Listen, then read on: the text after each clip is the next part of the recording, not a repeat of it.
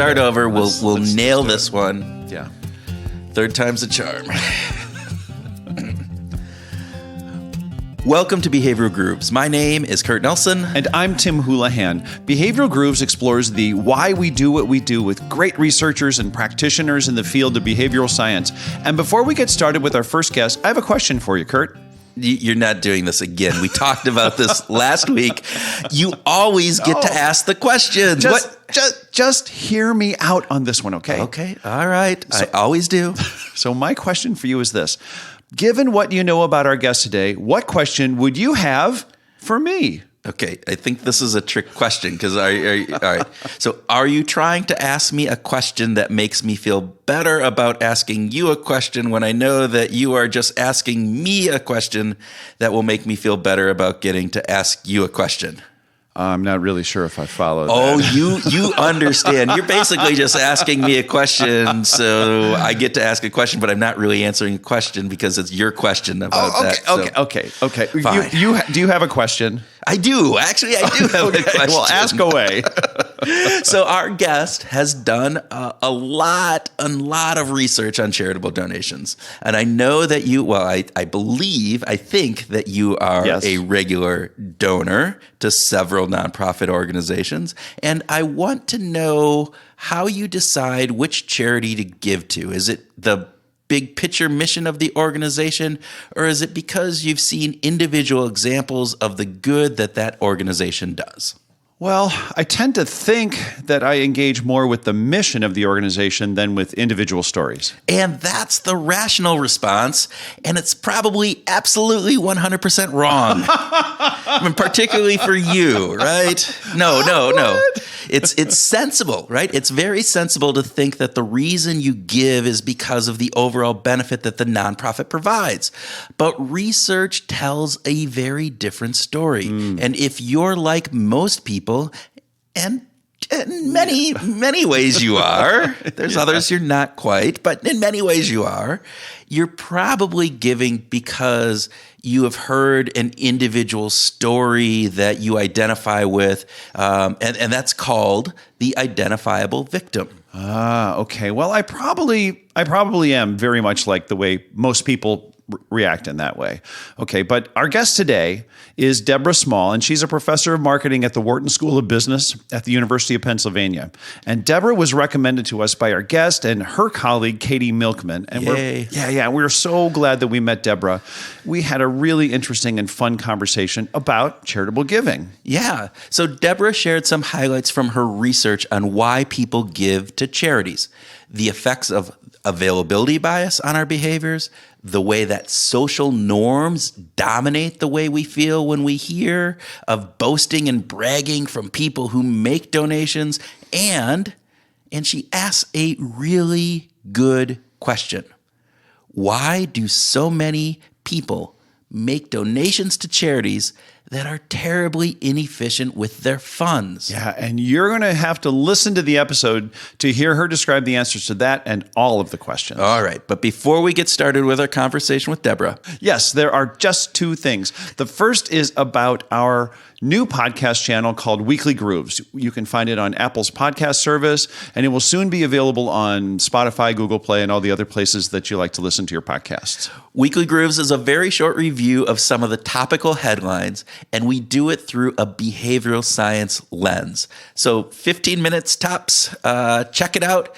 And the other thing we want to share is that this week is the Behavioral Grooves is now in the top 20 global science podcasts as rated by the ultimate podcast authority, Charitable. That is so cool. You listeners are listening to a podcast that now ranks in the top 20 science podcasts in the whole world. That requires a big thank you to you, our listeners, for sharing Behavioral Grooves with your friends and colleagues and students and everyone. And thank you to our guests for being such wonderful partners in our story. Yes, we appreciate that. So you've hung in there long enough. I think they have. All right. Right now, we want you to sit back in a comfortable chair, take a sip of your favorite prosocial donation cocktail, and enjoy our conversation with Deborah Small. Deborah Small, welcome to the Behavioral Grooves podcast. Thanks for having me. We are so excited to have you here. This is going to be fun. Yeah, I mean, you're part of like the extended CMU team. So this is That's right. I started my career there, so I feel very attached to the place. All right. Cool. Okay, so let's get started with the speed round. Kurt? All right. So coffee or tea? Coffee. Coffee. All right. Bicycle or unicycle? Bicycle. You gave a little crunch on the unicycle look there. As you not a big unicycle rider, I actually never tried it. I would try it, but I have no experience. So 99% of the people we have asked in the show have never. But some of them like that'd be interesting. But we did have one guy who was like, "Oh, I ride unicycles," and it's like, "Oh, wow, okay, you're the one person." I keep seeing on the bike trail new versions of bicycles that have different configurations of wheels of different sizes. So you might have to extend your binary to all these other types the of bicycle universe genders of 1, 2, 3 wheels. We're not bicycle, binaries. No. All right. If you had to live a year without a mobile phone or without your laptop, which would you choose? My mobile phone for sure. Okay. All right. I would be good for healthy, actually. Yeah. Hard at the beginning, but healthy. Danny Oppenheimer did that, by the way, when he was in London for a year. And he said It was like the best thing ever. Yeah. Yeah. He said that he and his wife just loved it. Okay. Last speed round question. What is the best way to increase donations? Focus on the overarching problem or focus on a single identifiable victim? Focus on a single identifiable victim. That's an easy one. Great. Okay. Why? Why is that? Well, this goes into some of your research. This is your research. Right? Yeah. So let's hear a little bit about why does that happen? Why is it more important? Why not focus on the big problem?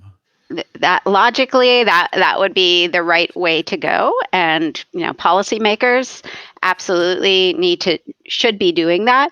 But psychologically, that is not how we are wired to care about other people and to feel for problems in our world. Think about it. Human beings for thousands of years didn't have any connection with people far away. There was no, globalization, none of that.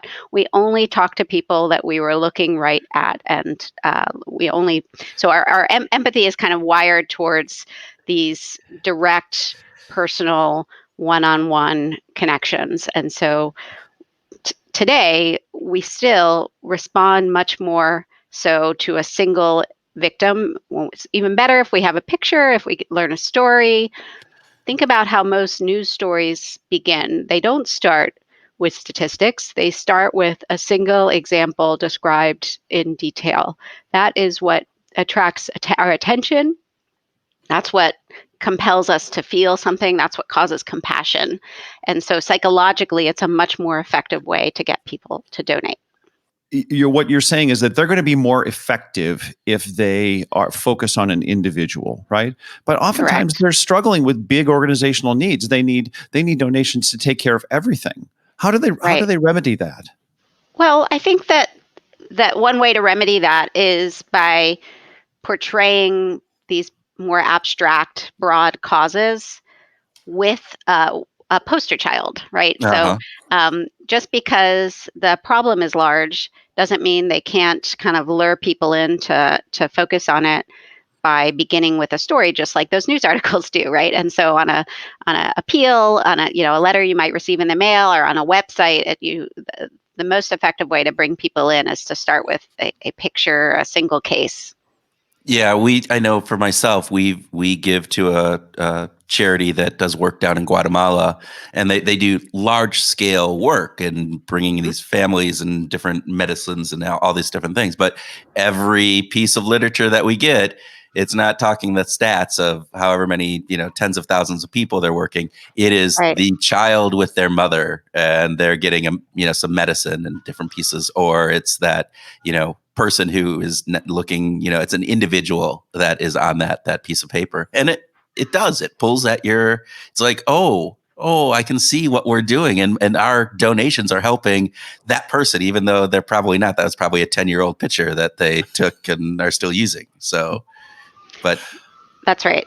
Can you tell us how big this effect is? Can you tell us about some of your research that might help demonstrate how big this difference is between talking about the big statistics or the big picture versus the single identifiable victim?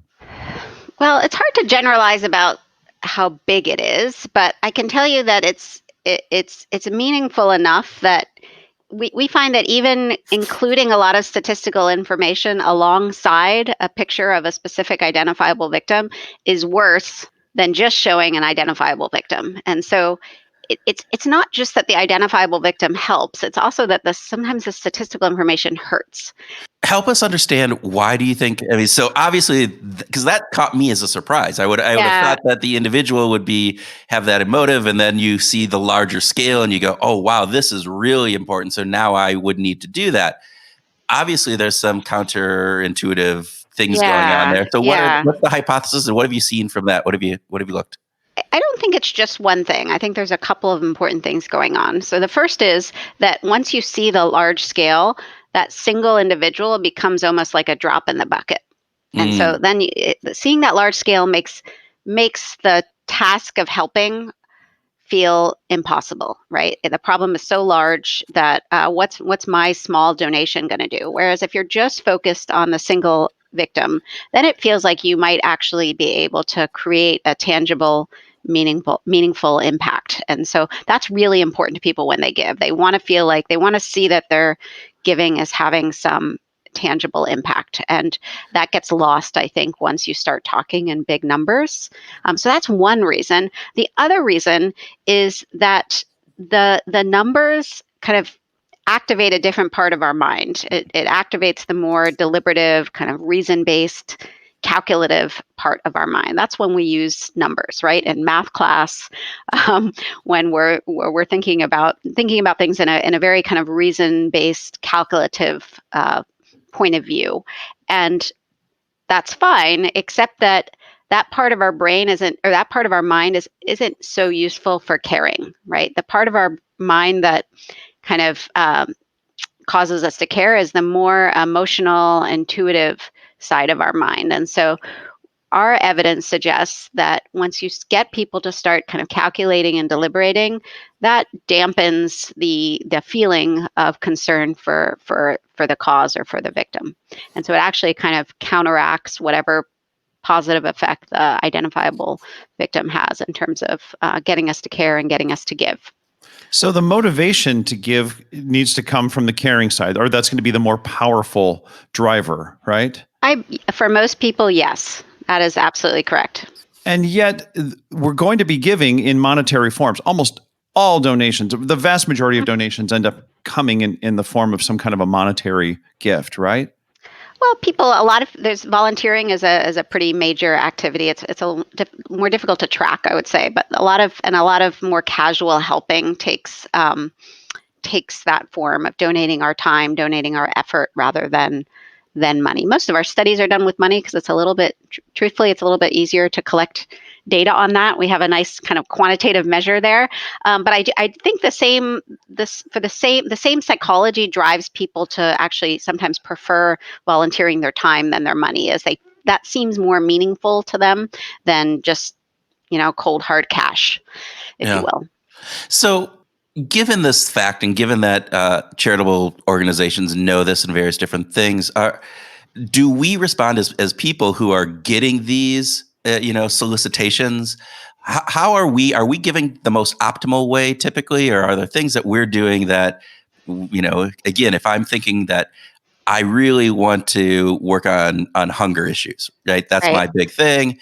All right, I see this ad with this poor starving child, and so I'm going to give to that organization, but I don't give to another organization that is feeding hundreds and they just don't do it. Are there things that we should be aware of when we're thinking about this from the way that we give? Yeah, great question. So oftentimes when you ask people why they give or what's important to them when they give, they say they want to make a difference. And if you push them on that and you kind of push further and say, how important is it to you that when you give in the way that kind of has the most effect, right? Relatively more, if you could give in a way that had an even greater effect, would you do that? And people say, yeah, that's very logical. Like, why would I leave money on the table if I could donate somewhere else and have an even larger effect? But their donation patterns of donation don't seem to follow that logic. And in fact, there's this growing movement in philosophy started by the really kind of spearheaded by the philosopher Peter Singer, called the effective altruism movement. Okay. And Singer is a very interesting and provocative philosopher who talks a lot about limits of reason and how we should act in a more utilitarian, reason-based way, and lots of things, including altruism. And so Singer's argument and the effective altruism movement has really pushed for trying to push people to give in ways for which their donations have the largest return on investment. So think of it as like investing in the stock market or investing in a business. Any business decision, you're always thinking about, if I put this money in, what's my ROI? How much am I going to get back? Right. And so Singer's argument is that we should do the same thing when we're choosing a charity or deciding how to allocate our charity dollars. But what's interesting is that for a long time, even if you had shared that philosophy and really wanted to follow that rule, it was really hard because it's really hard to get information on that. It's not that charities are typically advertising that, and it was difficult. But that's changed in recent years as this movement, the effective altruism movement, has really kind of grown in prominence around the world. There's been a great effort to try to calculate and measure and calculate impact, and to make that information more transparent to consumers or donors, so that they can find it easily and know how to make kind of quote unquote smarter donation decisions. So there's organizations like GiveWell and The Life You Can Save that are kind of really crunching the numbers in smart ways to try to give donors good advice on how to maximize the impact of their charitable dollars. So that's changing. Is it making an impact? It's making an impact in a very small community of I don't want to call it a cult, but devotees, if you will. So that consists of the people that have really bought into this idea. It's a certain type of people. So it tends to be a lot of people who work in finance, and a lot of economists and philosophers. So people that really buy into kind of using logic in a serious way for decision making. Thinking about investing, people who think about investing in their daily lives and that logic of maximizing the return on their investment tend to be the ones who adopt this philosophy and their giving patterns. We've done some research to try to understand that. By the way, that's a pretty small fraction of the world. It happens to be good. It happens to be some who are correlated with being very wealthy, and so that's a good thing. And that a lot of dollars are kind of may think about how Bill Gates' philosophy with the Gates Foundation is kind of along these lines, using reason and evidence to make smarter allocation decisions. But most people, unfortunately, don't naturally buy into this. And so in our research, we do things like we give people a choice set of different organizations for which they can donate to, and we give them very easy to understand information on which choice leads to the greatest social impact. So things like ratings, things that people can easily comprehend, right? So 5 stars versus 4 stars, things like that. Yeah. And what we find is that this information just pushes them a little, but not a lot. And the reason why it doesn't, the key reason I think why people don't choose the most effective charities is they don't think about charity in that way. They think about charity more like individual consumption. And so they want to give to certain causes because they feel more connected to those causes, or they feel more empathic to those causes. And if that conflicts with the cause for which they can have the greatest impact, they're willing to sacrifice some impact to get the cause that they like. So it's much more like, what kind of food do you want to have for dinner? Do you want to have Italian or sushi? Well, I can tell you that the sushi restaurant is better than the Italian, but if you feel like Italian, you're going to choose Italian. Yeah. Same with, if I can tell you that the malaria organization is the one for which your dollar can save the most lives, but you're just not feeling malaria right now, you feel much more strongly towards breast cancer, then you're going to give to the breast cancer cause, and in most cases. Well, you had talked earlier about even when looking at the large numbers versus that in single case and the emotion side and where that operates in the brain, I would assume that doing that financial ROI kind of take also brings yourself into more of a financial Yes. part of thinking that Right. takes you away from that emotional side. So lessens That's true. that piece of that. So That's true. I could see where that plays out. And to your point, I'm not feeling malaria today. I'm feeling, breast cancer or whatever. Totally. That emotional. All breast cancer today. Colon cancer today for me. Colon cancer today. Yeah. So, no, but we're joking, and that's probably really And bad. But yeah, no, it's actually, I use, those are the right examples to use, I think, because breast cancer as a cause is extremely popular. I mean, this is why we have a whole month for breast cancer, and we have all these products doing these cause marketing promotions with Komen. Part of it is because Susan G. Komen is a remarkable organization that has amazing marketing. Yeah. But the other part is that breast cancer is really, really common. And so most of us have had our lives touched by it in some way, shape, or form, more so than for other issues, certainly than malaria. And so that even though it's the return on our investment is pretty low for donating to Susan G. Komen, a lot of people have that connection to that cause, and thus really want to support it. Yeah, we know somebody that has had breast cancer. We don't know that, at least in America, we don't know that many people that have malaria and that different things. Very I have true. a best man at my wedding is a heart surgeon, and he gets up in arms over that all the time because he goes, breast cancer I forget what where it is. It's huge. It kills a lot of people, and right. A lot of people get it. But he's talking about heart and the amount of right. deaths that are attributed to heart disease, which is just way more than that. And he just can't fathom why you're not spending. He's probably more on the ROI side of this, and but he also has some vested interest. Well, I'm glad that you brought this up, and I'm not here to pull Susan G. Komen's organization's ears back. That's not my point. But they're not a very efficient organization when it comes to the way that they spend money on research compared to how much they spend on marketing. And so there is, and this is a struggle that I've had about, are they helping the cause simply by drawing more attention, by being very effective at drawing attention to the problem and possibly getting more people to donate than would otherwise donate without that marketing and without that promotion? Certainly, that's part of it.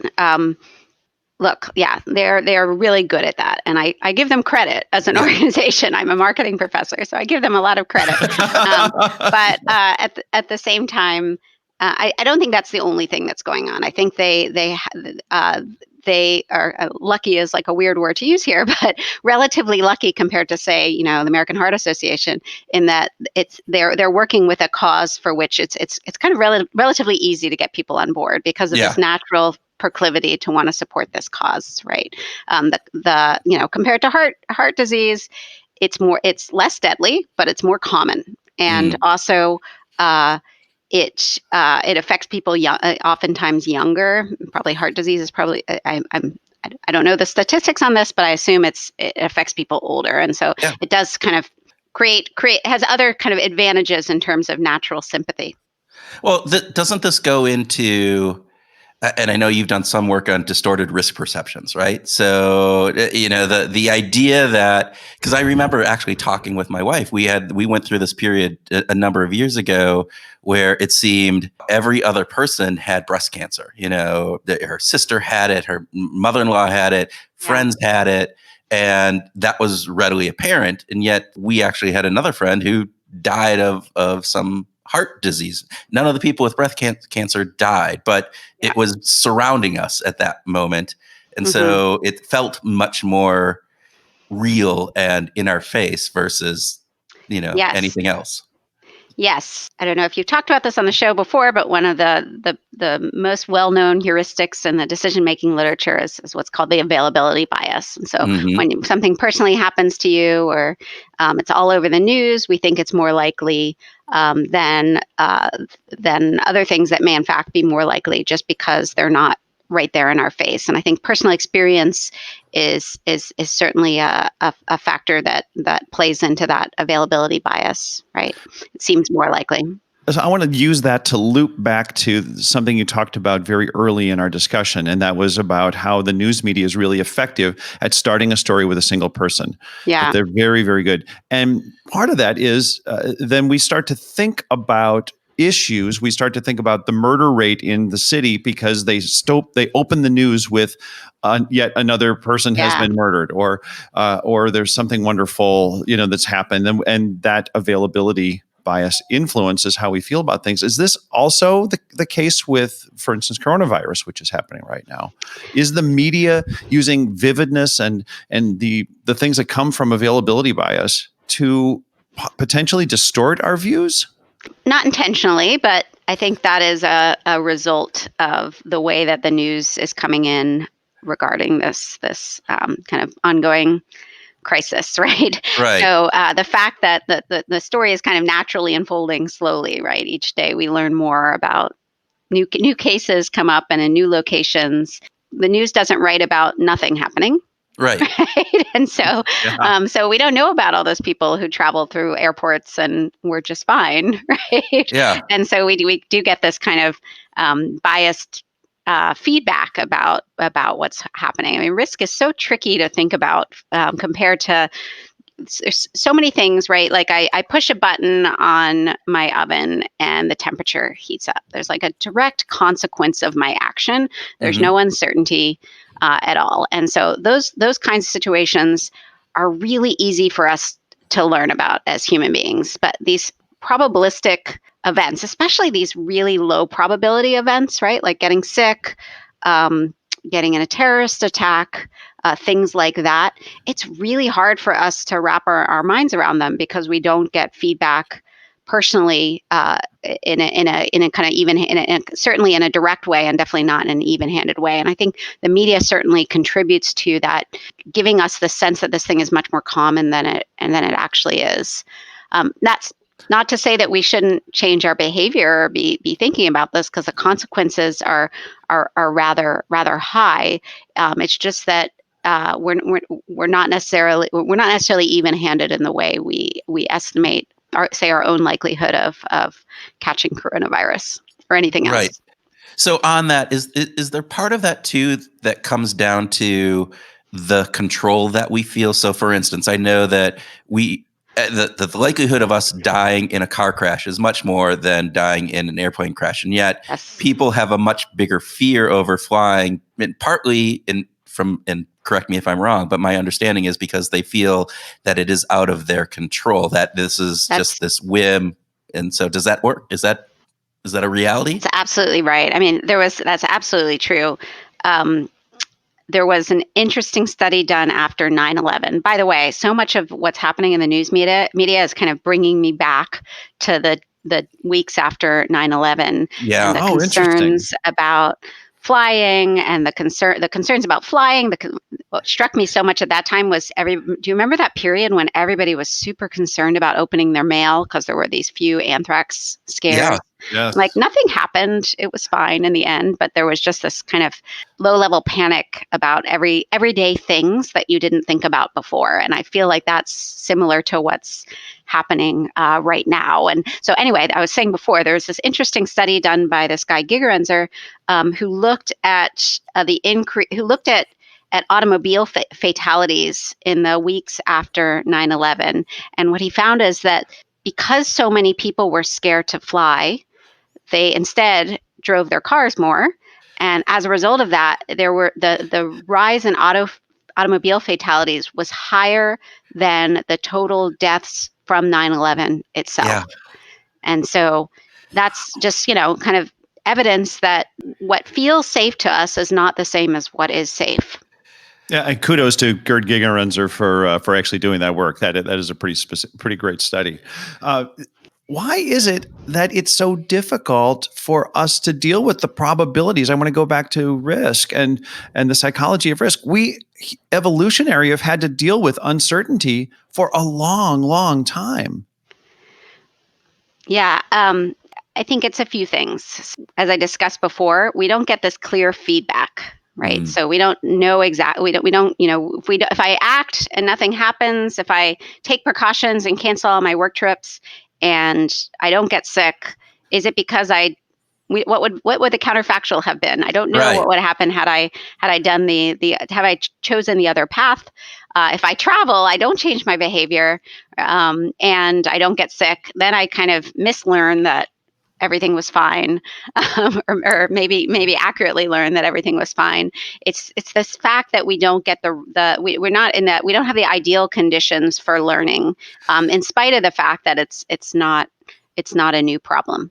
We talked with Annie Duke a couple of times, actually. And so she talks about resulting outcome bias piece where, again, we learn from the outcome and not necessarily the process. So, Yep. But she's talking about luck, and then there's a lot of luck that comes into play. So yeah, I flew a plane once and I got a cold. All right. And I make the convoluted, connection that there it is. But that was, luck of the draw. I sat next to somebody that had a cold, 95% of the other times that wouldn't have happened. So we're not good at those types of right. I mean, so many people will still refuse to get a flu shot because they have this belief that the flu makes them sick, because they got sick sometime after taking the flu shot. And it's just very difficult to make those cause-effect understandings once probability is involved. Before we got on air, we were talking a little bit, and there was one thing that you were talking about, like some of these large scale kind of media things where all of a sudden we feel this really angst actually help in changing some behaviors. So, one of the things that I know from coronavirus and all the things that are going on is, look, if we washed our hands better and we did it more often, that would be better than wearing masks or doing any of these other factors that are going on out there to help prevent the spread of it. And yet we're seeing there's a lot of talk about it, but I think from what I've seen is that people aren't necessarily doing it significantly more. But do you think that helps in driving additional hand washing because of this? Is it? Yeah, it's hard to say. I mean, we don't have good data on. It's a harder thing to measure, right? It's more of a private behavior. So we don't. My anecdotal evidence is that people are taking much greater care, and certainly, I mean, Purell is impossible to purchase right now, from what I understand. People that's one behavioral. You don't observe people's use of it, but you observe people's purchase behavior, and it's a fairly indirect way of suggesting that people are increasing their hygiene behavior. So. Yeah, right now. So I'm a little more optimistic about that. Well, as of this morning, Costco, Target, and Walmart are out of hand sanitizers. Yeah, they have none. They've taken it off their websites. They're not even promoting it because they can't even manage their back orders. Yeah, which is amazing. Actually, amazing to me. So there is some hope there, right? Well, there is some. I think so. I think the real question, and we'll have to see what happens, is whether that behavior will stick in the long run, right? Yes. And so habit formation is so challenging, especially, I hate to say it, as you get older in life, it's much more difficult to change your habits. But, don't say that. Stop that. Don't say that. The next generation, right? So I know my kids are 11 and 8 now, and they're getting serious lessons in school about hand washing. And hopefully in future generations, there'll be better habits around those kinds of things. I mean, the other kind of key behavioral changes that I'm kind of personally interested, because I travel a lot for work, is how this will affect people's travel planning, right? And I feel like the people I know, like academics and travel just so much. And there's been a lot of discussion about climate change and the costs, social cost, the environmental costs of travel. And it's difficult to think about the cost benefit. When I go to a conference, I like to think there's some social benefit of me attending that conference, not just my own benefit of learning and getting to, promote what I'm working on, but that what I'm speaking about or the conversation I'm having are having some social benefit. And so how do I think about the trade-off between that benefit and the environmental cost flying. And it's tricky, but if imagine that lots of people start cutting back on traveling this year, and then they kind of realize, this is fine. Yeah. Less conferences is actually good for other reasons too. Will there be some sort of positive spillover effect in traveling behavior? Well, and I saw, again, you think about that and maybe it will jumpstart some of the alternatives to this. I know in Minneapolis, there was a conference that was supposed to go on and it was technical. And then they did this VR hosted thing. And so now you're maybe being able to have some of the elements of a conference where you feel more like you're interacting with people. And in a VR, I don't know anything about VR, so I'm just making assumptions based on that. But, again, taking some of those things that we're just so habituated to that, I got to go to a conference, I'm going to go there and different things, and thinking about it a little bit differently, which has some consequences, as you said, on the environment, on, a number of other factors that. Right. And it might not all be, I don't mean to say it would all be positive. Right. I mean, I love that I have connections to people of all different cultures and different faraway lands. And that's part of life today that's, I think, really valuable. And so if we all stop traveling abroad, I think that has obvious, negative consequences too. It's just how the calculus of all of this is tricky. So, yeah. Is there any research on the connection or correlation between hysteria and new habit forming? I think about humans have been through huge things, like the Black Plague wiped out millions of people. Did we learn from that? Did habits change after that? I don't know. Do you know of any? Not off the top of my head. I'm trying to think what would be a good example. Because so they like the example we discussed before about people flying less after 9/11, people went back to flying. Once the fear subsided, people kind of tended back to their old habits. And the industry was, up until, say, the beginning of this year, bigger than ever. More flights, more planes in the air, more people flying. Right. Yeah. I mean, and I guess another example, think about vaccines adoption. And the fact that we had this, measles outbreak in Southern California, and there's forces fighting against habit change too, right? So, erroneous beliefs about what vaccines do and don't do, I think also can get in the way. But I wish I had a good answer, but I'm struggling to come up with some example of massive habit change after some hysteria. So it's a very interesting question. I'm sure there is, and I'm just not thinking of it. So if I think of it later, I'll bring it up. Well, let us know, and we'll put it in the show notes, and we'll make sure that everybody has it. So I'm going to totally switch topics. All right. Sure. What? Yeah, I'm sorry. That never happens. So I understand that you have won the Iron Prof award at Wharton, right? Is that so? Help us understand, what is the Iron Prof? Let me ask you. I'm going to turn it around and say, what do you think it is? If we would be good podcast hosts, we would have researched that, but we didn't. So I'll tell you what, it's not. It's not a cooking competition. I was hoping that you were going to be talking. But do you have your own set of chainmail that you wear? I'm envisioning something very medieval with swords. Kind of, basically.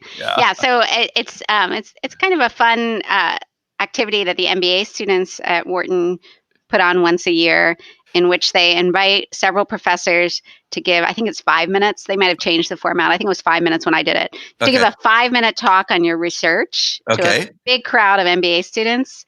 And then, which is hard to do. 5 minutes is a short amount of time to actually say something for a professor. And yes, yes, exactly. You're right. Maybe in the podcast world, it seems more reasonable, but it was kind of hard to put together. At some point, too, they've changed the rules over the years. At one point, they had very, very concrete rules about 30 seconds on the number of slides and the number of time on each slide. I don't think they had that the year that I was in it, but it was very strict 5 minutes. And then they have some sort of, the whole audience votes at the end.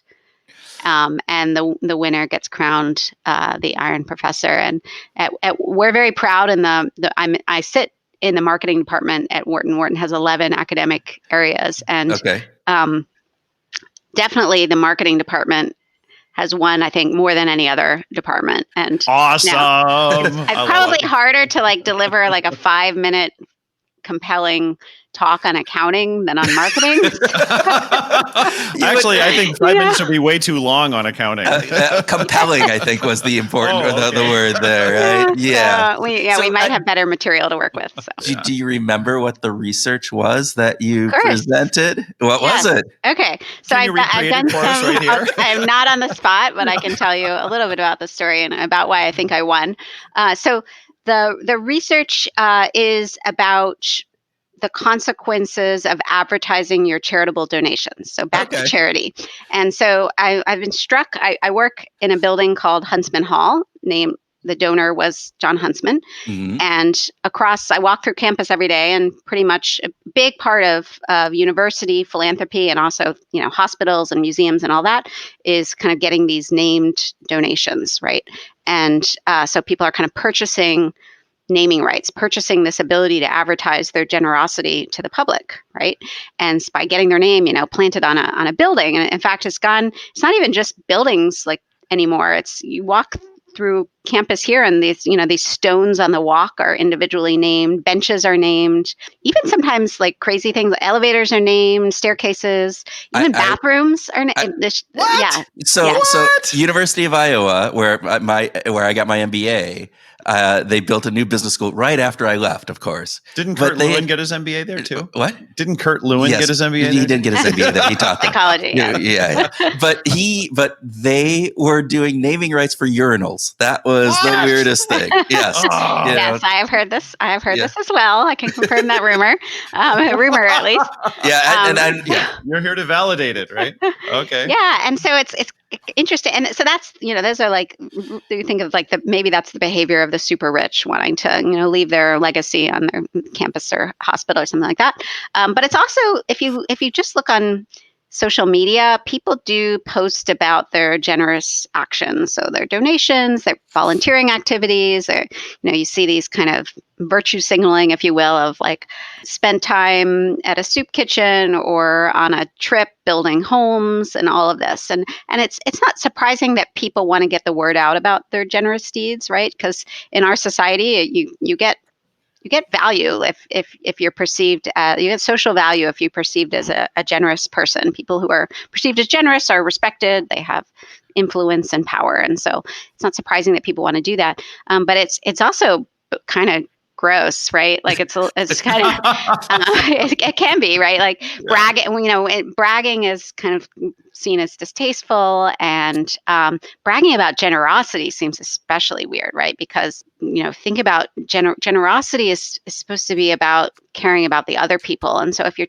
doing it and you're trying to like boost your own image or get credit in some way, that's kind of perverse, right? That doesn't seem really like generosity. And in fact, many religions have some sort of maxim about generosity being, anonymous. I know there's an expression in Judaism that says that true generosity is done in the dark, meaning you're not supposed to tell other people about your generous deeds.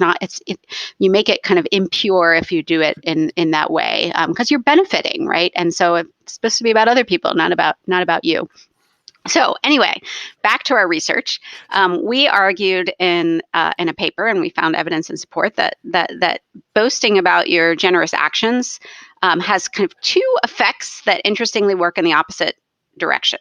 So the positive effect is that it's marketing, it's providing information, right? So I learn about you if I observe you doing something generous, or you tell me about your generous acts. I learn that. From observing your behavior, I learn about what type of person you are. So that's a positive effect that has a positive effect on your reputation. But on the other hand, when you advertise your generous deeds, you're signaling that you're doing it for the wrong reason, right? You're signaling that your motive is, you have an ulterior motive. You're trying to get credit in some way. And so that has a negative effect. People don't like that. People like altruism that's pure. They don't like altruism that's driven by an ulterior motive. And so where does that net out when you have a positive and a negative effect? Well, it depends on what people think about you before that, right? So if you have no information about a person and then they tell you that they did something generous, you're more likely to net out positively, right? Because the effect of information is positive. There's a positive, at least there's a positive and a negative effect. So, whereas if I already think of you as a generous person, or maybe I observed your behavior and then later you tell me about it or something like that, there's no possible positive effect because I already know that you're generous. There's only a negative effect. And so that's kind of the crux of the story. And back to Iron Prof, I think telling example of this that I think struck Wharton MBA students is we did a study in which we described a person who donated to charity, and then we experimentally manipulated such that in some conditions that person subsequently advertised their donation, posted about it on Facebook. Okay. Sometimes they didn't. Okay. And so we're interested in kind of how do you perceive this person as a function of whether or not they posted about it on Facebook. But we changed something else. We had another experimental manipulation in the study, which was whether this person was described as an investment banker or a social worker. Oh. Okay. Wow. So the interesting finding is that the investment banker is better off bragging about their generosity than not bragging, because your initial impression of an investment banker is that they're kind of selfish. And so you get you learn something positive about them when they tell you about their good deed. Whereas the social worker, you already think they're generous. Yeah. So it doesn't help them at all to advertise their good deeds. And so I think our Wharton MBA students, who many of them are, studying to become investment bankers or something like that, were kind of, they liked the takeaway that they should brag. They should brag. They like to brag. So, and by the way, I should say that studying bragging is a killer on your social media life, because boy, I am so self-conscious about anything I post on social media now. I don't want to come across as a braggart at all. It's just, and also I'm really kind of critical of other people who brag a lot on social media. It really rubs me the wrong way. Maybe you should be an investment banker, and then it wouldn't bother you so much. Well, that's fascinating. Do you think? So what's interesting about this is I see the sharing in general of our lives has changed dramatically with social media, and the norms around that have really, I would say, over the past 10, 15 years, very different than when I was back in college and different things. So do you think any of these findings will be shifting because we're just more open to sharing everything, whether it be, I went to the soup kitchen and worked, and it's just part of my life, and it's not necessarily bragging, but it's just this reflection of I share what I eat for breakfast. I share what, I took my dog for a walk. As part of that larger thing, as opposed to it'll be interesting to see, and sort of, like our norms around what's private and personal versus public are shifting. And so it's hard to forecast exactly. I'll tell you that when I talk a lot with people who work at charitable organizations, and they're concerned about this kind of effect, because they actually want people to talk more about their charitable donations because it has positive social influence effects. And so they're trying to actually figure out ways to get over any reluctance they might have to share. They want more sharing because it's better for their bottom line. And so if you really want to be a good altruist and you want to do as much good as possible, you should be sharing more. You just have to kind of suck up the reputational cost that you might look like, a braggart by doing so, and recognize it's for the greater good. Oh, wow. Yeah. So, wow. So we're actually doing some studies now. We're working with a big organization. We don't have the data yet, where we're trying to deliver different messages to donors to encourage them to share more, to kind of get over that hurdle.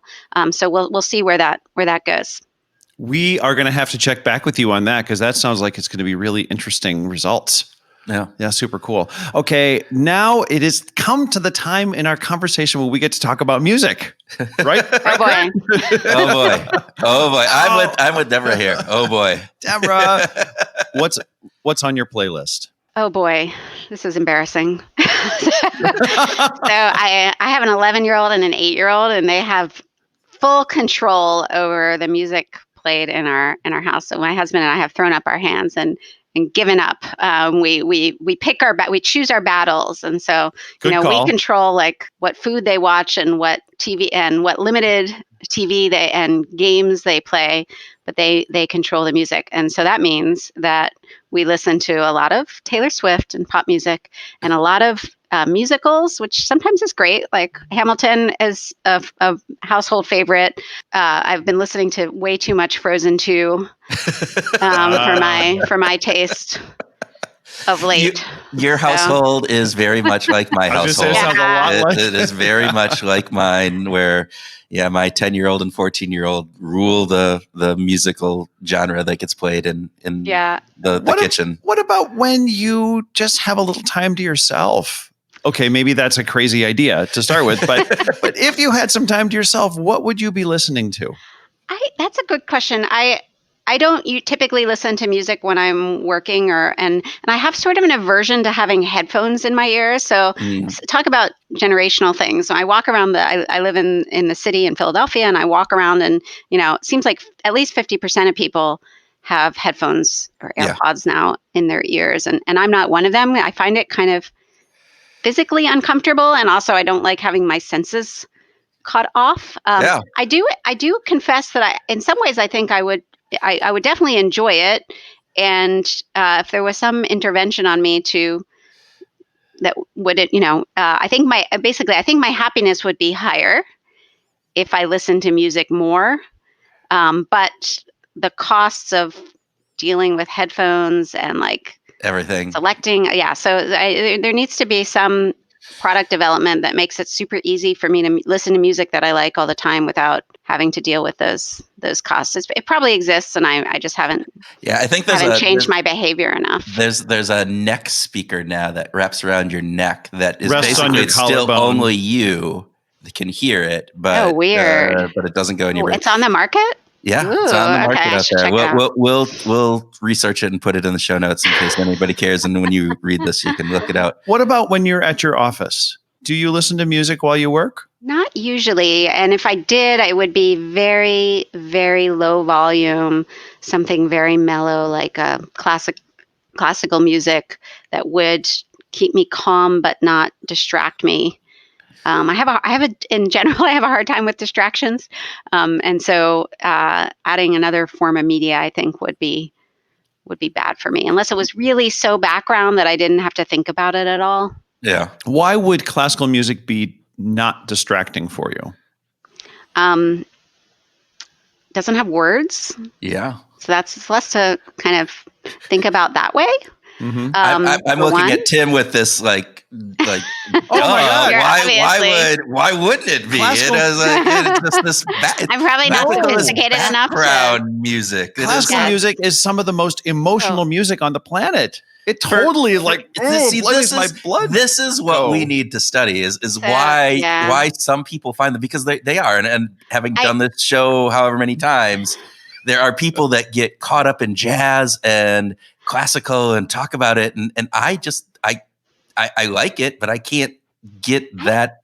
I don't know. If I had more familiarity, I probably would. So it's probably also, this is a guess, but it's probably also helpful if it's less familiar music, whatever the genre is, that I don't get kind of swept up into thinking or focusing on the music, I think is key. But honestly, I've sort of just opted out. Let's just kind of keep the distraction out of my. We haven't. Well, actually, I think we might have just done this, but we have asked that question of many people of like, do you listen to music when you work? And it is probably 50-50 somewhere. It's 40-60 somewhere in there. I think it's Well, I don't know. I don't know what the data is. Yeah. But there are definitely camps. I think about a recent conversation we had with Chiara Verrazzani, who is Italian born. She speaks French and English. And when she's working, she can't listen to music in Italian, French, or English. So she'll listen to music like from the Middle East, where she doesn't understand the words because she likes to have music going when she's working. But as soon as something French, Italian, or English comes on, she's done. It's totally distracting for her. Yeah. And so, I mean, you mentioned before that, classical music's very emotional. That's true. And so maybe that's okay. If you're trying to focus on more deliberative work or more work with more kind of linguistic content, other linguistic content probably interferes more than maybe the more kind of raw form of emotion through music. That's a hypothesis. I haven't tested it. A good hypothesis. Do you think that my guess is that I would probably be happier if I listened to music more, but not necessarily more productive. I think I would be more distracted. So this is getting back. Well, this is getting back to Singer as a philosopher versus like Jeremy Bentham as a hedonist or something. Right? Exactly. I think we're on that. Yeah, exactly. It's a constant battle in my life, I think. Deborah, thank you. This has been fascinating and just very interesting. And so thank you for you guys. time. I had a great time.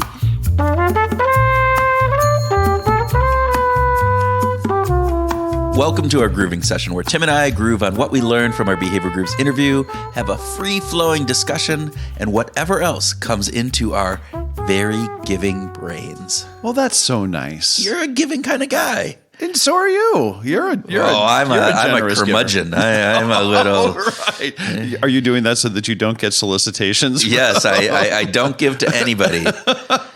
No, we are giving people. I would like to believe we are. Well, and it's all relative, right? I mean, we're kind of comparing to our social sets. Right? So our self-identities are as of giving people. Yep. Right? And yes. so is some of our giving to maintain that self-identity? I don't definitely. know. Didn't really get into that, but but that's got to be a part of it. It does. Well, and if we have this image, we're probably acting on it in part because, as Cialdini would say, it's really more ego-driven than it is just pure altruism. That's true, right? He did. We talked to him about that. So that's some really interesting aspects when you think about, again, giving and some of the work that Deborah was doing and all of that. But there's also this individualistic personality piece of how do I view myself? Mm-hmm. What is the image that I have, my self-schema, and am I a giving person? And so in order to maintain that self-schema, I need to give, and I need to give to these charities that represent my ideals. That's right. Represents who I am. And it's getting a little crazy when she was talking about it's one thing to have a building named, like she was talking Huntsman Hall, right? Okay. Yes. But then classrooms, stairwells, bricks in the sidewalk, bathrooms. That's crazy. At University of Iowa, I know at the Tippie College, I believe were you they there were when doing, Kurt Lewin was there, by the way? Yeah, I was not there when Kurt Lewin was there, but I walked the same halls that he did. Yes, so there you go. Okay. I got some of that infused through my feet. No, but I believe, that they, and I'm not 100% sure on this, but you can name the urinals.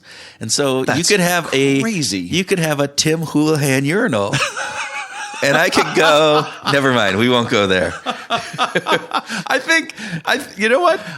Now, if that really is the case, now I want to have one. Isn't that would be a fun, because I would just do that just for the shits and giggles of it, and then be able to talk to people. Literally just the shits and giggles. That's the toilet, not the urinal. I hope, at least. Anyway. Oh my God, this is going down the drain, or the toilet, I should say, right? Okay, very, very quickly. Okay, let's talk about one of the central themes that Deborah brought up, and that was availability bias. Yes, right, because this is a big deal. right? When it comes to how we behave, right? And she brought up Gerd Gigerenzer's study after 9/11, and I thought that was terrific to be reminded that the number of Americans who lost their lives on the road by avoiding flying was higher than the total number of passengers that was killed on 9/11. Right. It goes back to, she's done research on distorted risk perception. And so it's that distorted risk perception. Yeah. So the availability bias of that is the idea that, wow, we just had these planes fly into, buildings. And so it's really dangerous to fly. And we don't take into account more people die in car accidents every year than they do, in all of the airline, fatalities, even when 9/11 is taken into account. So that availability bias comes into play, and we are not good at probabilities and in discerning risk. So it's that risk perception that we have. Again, it goes back to the idea that how many people die from shark attacks every year? Yeah, a relatively small number. Right. How many people die from vending machines falling and crashing on them? Yeah. More people die from vending machines crashing on them than shark attacks. Mm-hmm. But we don't think of that. We have a bad risk perception on those two. And there's probably good reason for that. Our DNA survives because we were careful. Yeah. Right? We avoided risk. Yeah. Adam Hansen, we had a good conversation about risk avoidance with him. And there's good biological evolutionary reasons for that. On the other hand, we live in a complex world, and it's hard to understand all these things. So I get where somebody gets off a plane, they've got a cold, and they're like, "I'm never flying again because when I fly, I get a cold." It's like, well, the base rates are different. Right. The base rates say tens of thousands of people fly every single day and don't get colds. Right. Well, and again, this goes back into charity giving, right? Because if we look at what people die from in the world, you look at heart disease, you look at malaria, various different things. Starvation. Those are big all deals. Of those things, yet they're not from an availability bias, right? They're not the things that come to mind quickly. That's and right. we got into this whole thing with breast cancer and Susan G. Komen and that. But because most of us know somebody who has been impacted by breast cancer. Yeah. And while the fatality level of that has gone down significantly, and so it's no longer the killer that it once was, it's still bad. And I don't want to discount that fact, right? It is still a horrible disease that nobody wants, and there's great research that's going on to even limit it more. But because of that availability bias, we're more likely to give to a cancer foundation like Susan G. Komen versus, say, a malaria prevention element. So. Yeah. And just following up on the Susan G. Komen thing, I just have a beef with the fact that we are so illogical in our giving, right? That I was just doing a little bit of research at GiveWell, which is an organization that researches very carefully the effectiveness or the efficiency of charitable organizations. And just to give you an example, Susan G. Komen spends about $27 to raise $100. Okay. So they're more than a quarter. More than 25 cents of every dollar that they take in, they have to spend to get that dollar. The next dollar, yep. And the next dollar. So compare that to the Breast Cancer Research Foundation.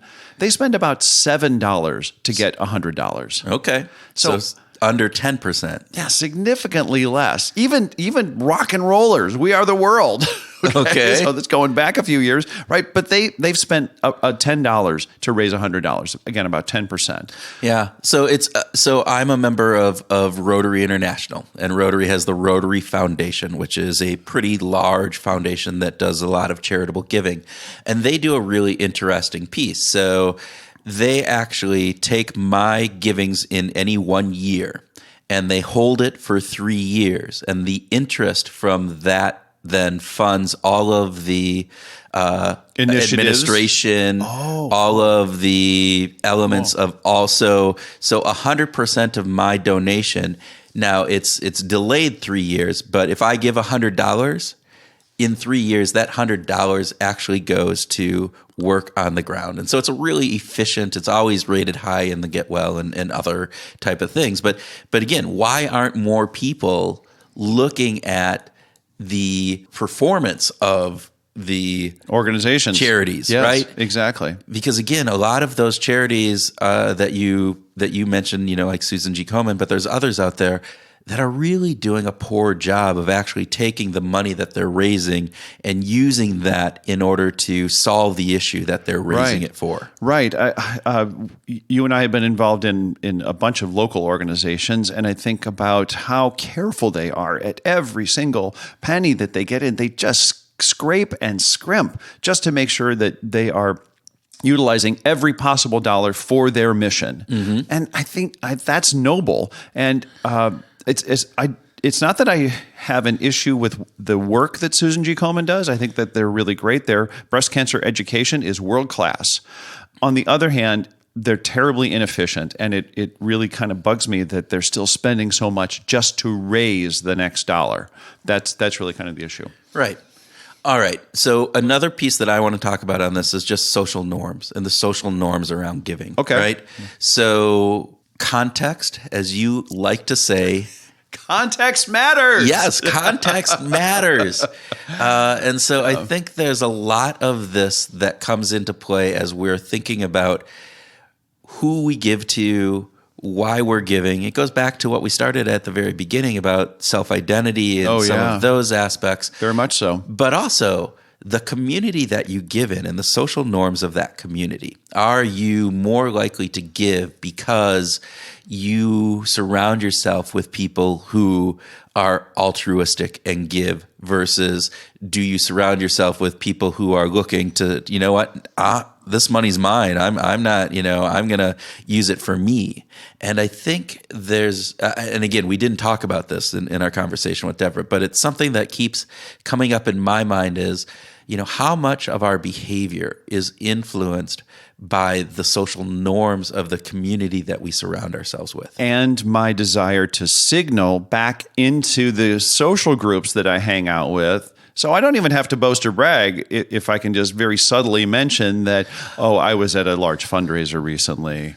And I'm signaling to my social group that, in fact, I'm a good person. I fit in with everybody here because I'm altruistic and I'm generous and all that stuff. Which goes, again, one of the key things that I found really fascinating with Deborah's work was the idea that depending upon how that signaling happens and the initial attitude that I have about you, it could backfire. Right? Yeah. So the idea, I already think that you're a giving person. And so if you come to me and go, I was just at this fundraiser and I gave, or put that on my social media posts, that is it could backfire from that perspective versus if I'm that cold-hearted banker, as we talked about, right? The investment banker. Everyone expects the investment banker to be bragging. Right. That's totally great. But the social worker, don't catch a social worker bragging about how great it was at the charitable event last night. Well, they're already thinking that, hey, that investment banker isn't going to give, right? And so now by bragging, they've signaled that they are a better person than we normally think. And again, the conversation about social media and how social media is playing out in that signaling aspect that you have. And I want to take that back to the social norms in the community. Are we becoming more of a sharing society that the social norm is that we share everything? So is it seen less as bragging if we post that, hey, I was just at this charitable donation or I just gave to United Way or whatever it is, because we're doing that more and more with other parts of our life? That's a really good question. I think that's worth following up on, because social media is promoting more of these idealized lives. And if we're going to be signaling the virtuous aspects of our lives in all ways, then that might actually have a positive effect on our culture overall. Yeah. And maybe it changes the social norm for all of those, curmudgeons like me who don't give. All right. Hey, so before we wrap up, I just have a little note to make. And that, you have a note to make. Well, Is it a musical note? Yeah. I can't believe I laid that out. So that was a softball. I know, that it was. just perfect. And I didn't even see it coming. That's the horrible thing. No, so you give me a hard time about listening to artists pre-1978. Yes, I do. And I wanted to point out something that James Taylor, who came to popularity in the early 70s. Right. So you could make the claim that he's a pre-1978 artist. Okay. He has had top 10 hits in the last 6 decades. Oh. Consistently. Okay. So he's the first one to do that, by the way. For 6 decades. 6 decades. So here's the issue is that isn't he kind of relevant if he's still having top 10 hits? He's just old. Well, he is old, but Mozart would be old if he was still alive. So, that's a red herring kind of non sequitur kind of thing. I can't pronounce anything. No, to your point, I believe that there are artists that can maintain their relevancy throughout their career. And they don't just fall back on the idea that I had these hits 1960s and 1970s and I'm going to play at the casino down the road, right? That they're continually making new music and having new art going out there. Now I think, and I am not familiar with James Taylor's new stuff, so I apologize about that. But I also believe that to that degree, they have to shift a little bit in how that music sounds and how it comes across.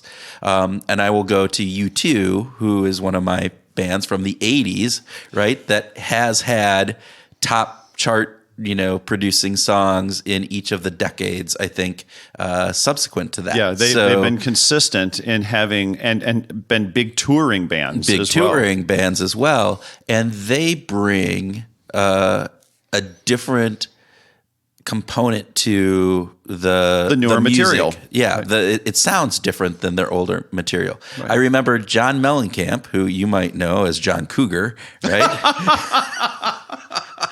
I think that was his 70s moniker. He was always John Mellencamp Cougar. I think he was always. He was John Cougar, then John Mellencamp Cougar, and then John Mellencamp. Yeah, okay. But there was a period in the 80s and 90s where he made his band, and I believe this is true, so don't quote me on this, but where he made his band learn one new instrument, everybody in his band.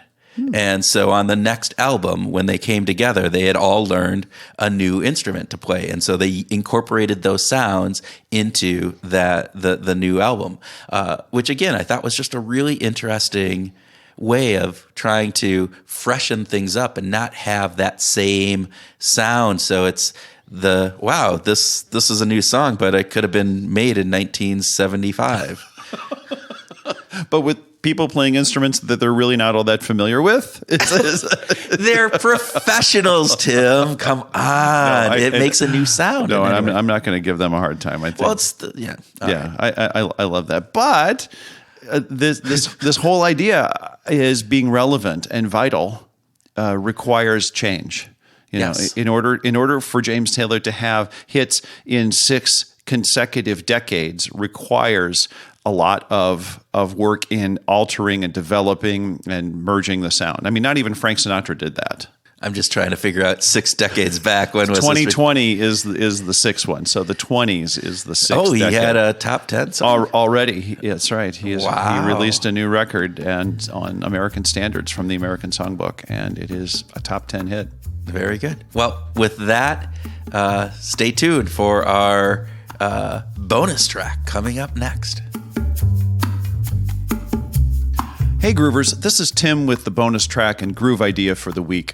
Our conversation with Deborah focused on a few key areas that make charitable giving such an interesting subject. The first is that we can't help but be affected by availability bias. It's deeply embedded in our DNA and even was at the heart of the huge increase in car crashes in the United States following 9/11, and in part because people were just afraid to fly. The second thing is that the identifiable victim is a very strong image for fundraising. It causes people to engage at much higher levels than statistics and mission statements do. If you're participating in a fundraising project, you should keep that in mind. The third key element we discussed with Deborah was that there's a big disconnect between our logic and our donations. People are regularly giving to organizations that are not efficient in the use of their donors' precious funds. And lastly, we want to note that, as in so many things, context matters. Talking about charitable giving becomes socially acceptable or socially unacceptable depending on your role in life and the nature of your relationship. Now, here's our groove idea for the week, and it's about your generosity. Think about the charitable organizations that you give your time to, your treasures to, or your money to. Maybe there's one, maybe there's many. Whatever you give to them is a resource, and our question for you for this week is this: are the organizations that you're giving to using your precious resources wisely? Give it some thought. Use the link to the GiveWell website in the episode notes to check out your favorite charities. GiveWell ranks major charitable organizations from around the world with reviews on their resource efficiency. We encourage you to make good decisions. Okay, with that, we want to thank you for listening. Behavioral Grooves doesn't have any advertisers, and we would be grateful if you could help us get the word out by recommending us to a friend.